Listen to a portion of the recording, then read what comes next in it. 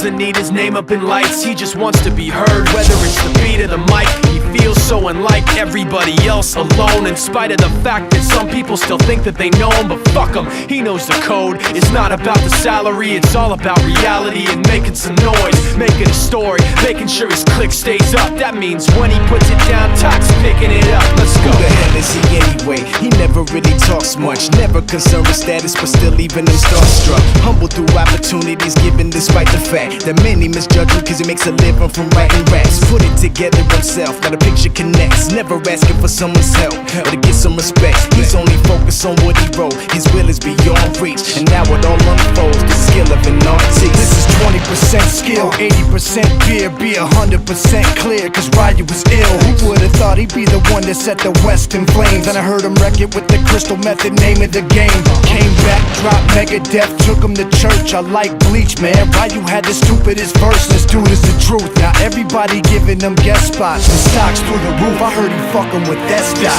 This is 10% luck, 20% skill, 15% concentrated power of will, 5% pleasure, 15%